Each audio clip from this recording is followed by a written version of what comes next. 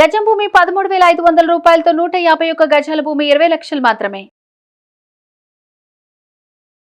నమస్కారం శశికాంత్ గారు. నమస్కారం నారాజ్ గారు. సో గత కొద్ది రోజుల నుంచి మీరు నేను డిస్కస్ చేసుకున్నటువంటి ఒక విషయం, దానివల్ల లీగల్గా చాలా మందికి చాలా విషయాల్లో అవేర్నెస్ క్రియేట్ అయిందని చెప్పొచ్చు అన్న ఆ విషయంలో మాత్రం. Yes, thank you so much for the series అన్న. అంటే ఒక లీగల్లో హ్యూమన్కి ఉండేటువంటి రైట్స్ ఏవైతే ఉన్నాయో ఆ రైట్స్కి సంబంధించి మొత్తం మనం డిస్కస్ చేసుకుంటాం. అంటే ఫ్యామిలీ రైట్స్ కానివ్వండి, బయట కానివ్వండి, ఏదైనా సరే సోషల్ ఇష్యూస్ మీద అయినా సరే. అయితే నేను ఒకటి న్యూస్ చూడటం జరిగింది, అదే ఎంతవరకు కరెక్ట్ అనేది కూడా తెలియదు. సోషల్ మీడియాలో వచ్చినటువంటి న్యూస్ ప్రకారం మామూలుగా బిగ్ బాస్ నిర్వాహకులకు కూడా, షో నిర్వాహకులకు కూడా పల్లవి ప్రశాంత్ ఇన్సిడెంట్ తర్వాత నోటీసులు వెళ్ళాయి అనేది. సో అది మీ దాకా న్యూస్ వచ్చింటుందని అనుకుంటున్నాను నేను. ఇందులో వాస్తవ కోణం ఎంత అండ్ ఎక్కడి నుంచో ఎక్కడికెక్కడికో వెళ్తూ ఉంది కదా, మీ ఒపీనియన్ ఏంటి? వెళ్ళాలి కూడా నారాజ్ గారు. ఇప్పుడు నేను డే 1 మీకు చెప్తాం జరిగింది, ఇందులో ఓన్లీ పల్లవి ప్రశాంత్ ఒక్కడనే బాధ్యత చేస్తాం, కరెక్ట్ కాదు. చేస్తే మీరు అరెస్ట్ చేస్తాంలో తప్పులేదు, ఆయన మీద సెక్షన్స్ పెడతాంలో తప్పులేదు, కానీ ఓన్లీ ఆయన ఒకటే అంటే మాత్రం కరెక్ట్ కాదని నేను డే 1 నుంచి చెప్తూనే ఉన్నాను. అలాగే జరిగింది. మనకి రీసెంట్ నిన్ననో మరి ఇవాళ నిర్వాహకులకు కూడా నోటీసెస్ వెళ్ళాయని మనకు న్యూస్ వచ్చింది. దట్ ఈస్ 100% అది జరగాల్సిందే జరిగింది. జూబ్లీ హిల్స్ పోలీసులు నాకు తెలిసి నిన్న నోటీసెస్ బిగ్ బాస్ నిర్వాహకులకి పంపిస్తాం జరిగింది. అండ్ ఇలా ఎందుకు జరిగింది ఏంటి అని సమాధానాలు అడిగి ఇప్పుడు సమాధానాలు ఇచ్చుకునే పరిస్థితిలో బిగ్ బాస్ నిర్వాహకులు ఉన్నారు. అదే రోజు పంపించాల్సింది ఇంకా నోటీసెస్ అని నేను అనుకున్నాను ఆ రోజు. But never late. ఆబ్వియస్గా ఇన్వాల్వ్ అంటే ఒత్తిడి వల్ల ఇన్వాల్వ్ చేయాల్సి వస్తుంది. వాళ్ళు కూడా ఇప్పుడు పోలీస్ డిపార్ట్మెంట్కి కూడా క్లియర్గా అర్థం అవుతుంటుంది పబ్లిక్ రియాక్షన్ ఎట్లుంది అన్నది. ఓన్లీ పల్లవి ప్రశాంత్నే వేస్తే ఊరుకోరు కదా, ఆబ్వియస్గా పబ్లిక్ వాయిస్ వస్తుంది కదా, ఆ వాయిస్కి నాకు తెలిసి పంపించినట్టు ఉన్నారు. ఎలా సార్, అంటే ఏ రిలేషన్ నుంచి ఏ విధంగా వెళ్ళుంటుంది ఇది మనము సెక్షన్స్ కనుక చూస్తే పల్లవి ప్రశాంత్ మీద వేసిన సెక్షన్స్ రైట్స్కి సంబంధించిన సెక్షన్స్. మళ్ళీ క్లుప్తంగా సెక్షన్స్ గురించి మాట్లాడుకుంటే 147 ఐపీసీలో 147, 148, 290, 353, 427 రెడ్ విత్ 149 ఇవన్నీ కూడా క్లుప్తంగా మాట్లాడుకుంటే అన్నీ గ్రూప్ గ్యాంగ్స్ వచ్చి కొట్లాడుకుంటాము, ఏదైనా గిర్రలు పట్టుకొని చేతిలో వచ్చి ఏదైనా పగలగొడతాము. నెక్స్ట్ గవర్నమెంట్ ఆఫీషియల్స్ మీద అంటే పబ్లిక్ సర్వెంట్స్ మీద చేసుకుంటాము, పబ్లిక్ డ్యామేజెస్ని పబ్లిక్ ప్రాపర్టీస్ని డ్యామేజెస్ చేస్తాము. ఇట్లాంటి సెక్షన్స్ అన్నీ కూడా పడ్డాయి. అయితే ఒక్క పల్లవి ప్రశాంత్ ఇంత ఘోరం ఎట్లా చేయగలుగుతాడు అన్నది నా ఆర్గ్యుమెంట్. అదే నాగరాజ్ గారు, same thing we were discussing 2 days back 3 days back also. ఇవాళ నిర్వాహకులకి వెళ్ళింది అండ్ చాలా మంచి పని చేశారు జూబ్లీ హిల్స్ పోలీస్ స్టేషన్ వాళ్ళు. అట్లీస్ట్ ఇప్పటికైనా లేట్ అయినా ఇప్పటికైనా అట్లీస్ట్ నోటీసులు పంపించారు. సమాధానం తెలుసుకోవాలి, వాళ్ళు సమాధానం ఇవ్వాలి. మళ్ళీ నెక్స్ట్ టైం షో ఇప్పుడు వాళ్ళ ఈ నోటీసెస్ పంపించకపోతే నెక్స్ట్ టైం కూడా వాళ్ళు ఇలాగే కేర్లెస్ ఉంటారు. ఎండమోల్ వాళ్ళకి పంపించారు. ఓకే, ఎండమోల్ షైన్ గ్రూప్ అసలు బిగ్ బాస్ ఇండియాలోకి తెచ్చింది ఆ గ్రూప్. ఓకే, ఫస్ట్ హిందీలో వచ్చింది, తర్వాత రీజనల్ లాంగ్వేజ్లో వచ్చాయి, అదే క్రమంలో తెలుగులో వచ్చింది. Right. So Endemol shine group వాళ్ళకి నోటీసెస్ పంపిస్తాం జరిగింది. ఖచ్చితంగా చాలా మంచి పని చేస్తారు. ఇప్పుడు వాళ్ళు సమాధానం ఇవ్వాలి. ఏం సమాధానం ఇస్తారో నేను కూడా చూడాలని నాకు కూడా. ఏమి ఇస్తారు సమాధానం వాళ్ళు? అవును మా వాళ్ళే అంటారా, కాదు మా వల్ల కాదంటారా? అవును మా వాళ్ళే అంటే మళ్ళీ ఒక ప్రశాంత్ ఒకటే బాధ్యత ఎట్లా అవుతాడు? కాదు మా వల్ల కాదు అంటే మరి మీ వల్ల కాకపోతే మీతో కాకపోతే మరి నెక్స్ట్ టైం మీరు షో చేయకని పంపిస్తారు వాళ్ళు. పర్మిషన్ ఇయ్యరు. ఓకే, కావాలి అని ఒప్పుకోవాలి, తగిన జాగ్రత్తలు తీసుకుంటామని కన్ఫెస్ చేయాలి. ఖచ్చితంగా ఇవ్వాలి, అది వితౌట్ ఎనీ డౌట్ ఇవ్వాలి. మళ్ళీ నేను మీకు చెప్తున్నాను, ఆ రోజు బయటకు వచ్చేటప్పుడు మెయిన్ గేట్ నుంచి వచ్చింది ఒక్క పల్లవి ప్రశాంతే కాదు, పల్లవి ప్రశాంత్తో పాటు చాలా మంది వచ్చారు. పల్లవి ప్రశాంత్ చేసింది తప్పే, కానీ ఆయన ఒక్కడే ఈ తప్పు చేయలేదు, చాలామంది తప్పు చేశారు. ఆ సెక్షన్స్ ఆయన మీద పెడతాం కరెక్టే, కానీ ఆయన ఒక్కడే చేయలేదు, చాలామంది చేశారు అని నేను ఫస్ట్ నుంచి అదే మొత్తుకుంటున్నాను. ఎలా sir overall Pallavi Prashanth winner case common intention Nagaraju గారు, ఆ ఆనందంలో మర్చిపోయారు. ఆయన అడ్వకేట్ అంటే ప్రశాంత్ గారి అడ్వకేట్ చెప్పినటువంటి విషయాలు, దాని తర్వాత ఇప్పుడు నోటీసులు అవన్నీ కనుక ఆయన అడ్వకేట్ పల్లవి ప్రశాంత్ అడ్వకేట్ చెప్పిన తర్వాత ఇంకా ఘోరంగా ఉంది. ఓకే, అందులో అసలు రాజకీయ కుట్ర ఉంది. ఇక్కడి నుంచి ఎక్కడికో తీసుకెళ్ళాడు ఆయన. అది తగిన గ్రౌండ్స్తో పాటు ఆయన ముందుకెళ్ళాలి, అది ఓకే ఎవిడెన్సెస్తో పాటు ముందుకెళ్ళాలి. బట్ ఆయన కాన్ఫిడెంట్గా చెప్తాం జరిగింది. అండ్ నేను కూడా ఆయన కాన్ఫిడెన్స్ చూసి పక్కా ఇది 100% అదే ఉందని నేను కూడా అనుకుంటున్నా. లేకపోతే ఆ ఇష్యూని అంత లైమ్ లైట్లోకి తెచ్చి మీడియా అటెన్షన్ డైవర్ట్ చేసే అవసరం లేదనిపించింది నాకు. రాజకీయ కుట్ర ఉందంటున్నాడు కాబట్టి మరి wait and see. I think వీళ్ళు లెటర్స్ కూడా పెడతాం జరిగింది డీజీపీకి, కమిషనర్కి, deputy director general of anti corruption బ్యూరోకి, సిఐడి ఏజెన్సీకి, వీళ్ళన్నిటికీ ఆయన లెటర్ పంపిస్తాం కూడా జరిగి ఉంటుంది.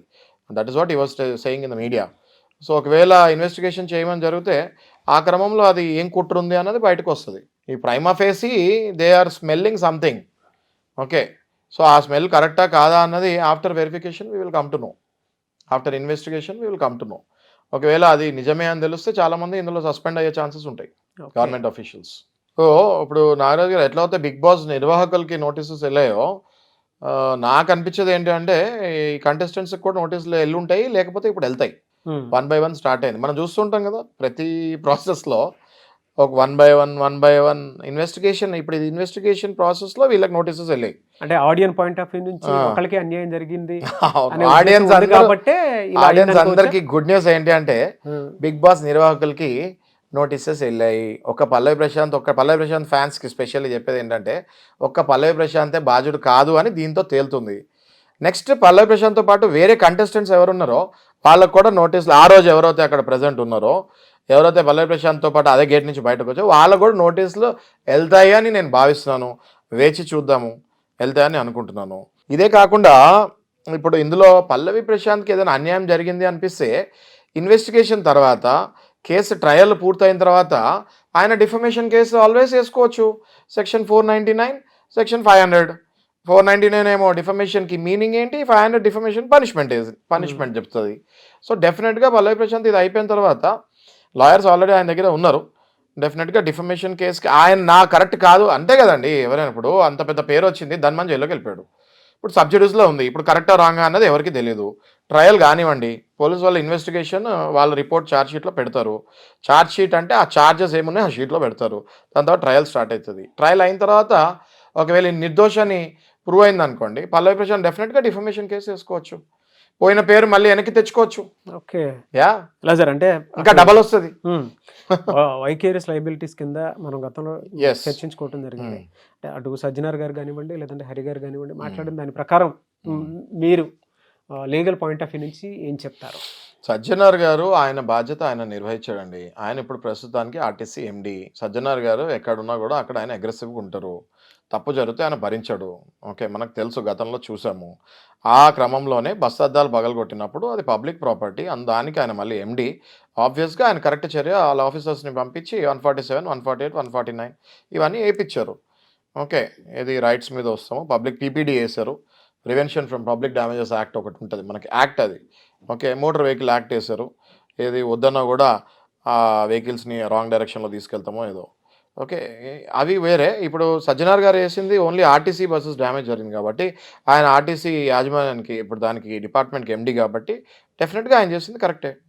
సో ఈ legal point of view no soft corner అని Pallavi Prashanth. Okay, but emotional point of view why only Pallavi Prashanth?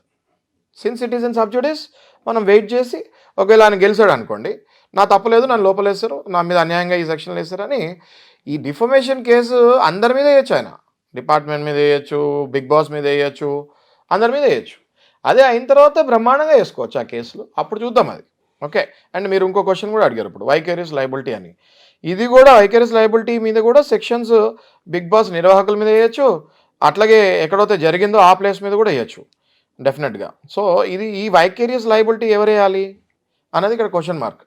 Okay, so అది మళ్ళీ లాయరే వేయాలి. పల్లవి ప్రశాంత్ దగ్గర ఉన్న లాయరే ఇది ఒకవేళ లయబుల్ అయితే అయినా వీళ్ళు కూడా లయబుల్ దీనికి అని చెప్పి వాళ్ళని ఇందులోకి లాగాలి. సో అది మనం ఆ లాయర్స్కి వదిలేస్తాము.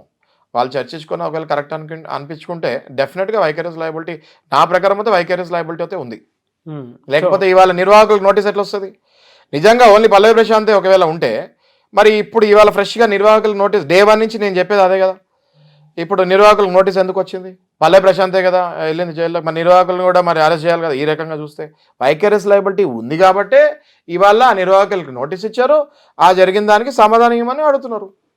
డెఫినెట్గా దీనికి ఇప్పుడు ఆర్టీసీ ఏవైతే లాసెస్ జరిగినాయో అవన్నింటినీ డబ్బులు కూడా నిర్వాహకుల దగ్గర నుంచే కలెక్ట్ చేయాలి, ఫైన్ కూడా వేయాలి.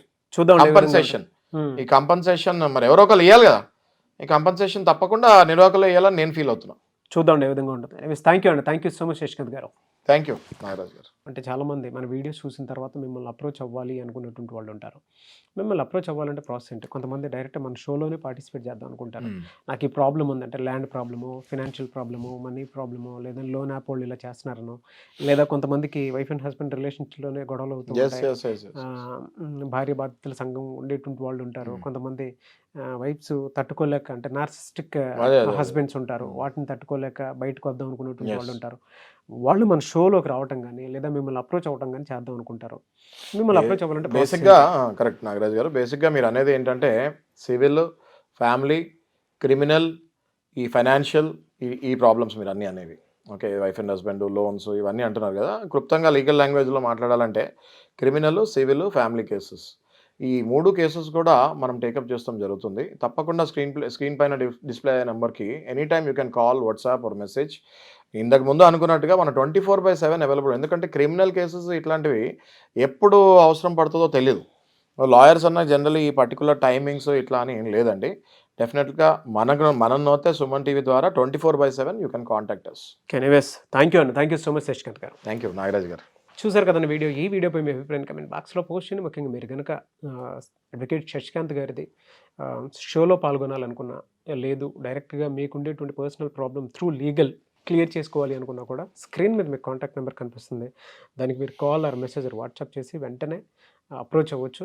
అండ్ ఒకవేళ మీకు ఏదైనా డౌట్ ఉంటే కింద కామెంట్ బాక్స్లో పోస్ట్ చేస్తే కూడా నేను వాటి మీద వీడియోస్ చేయడం జరుగుతుంది, నేను శశికాంత్ గారు.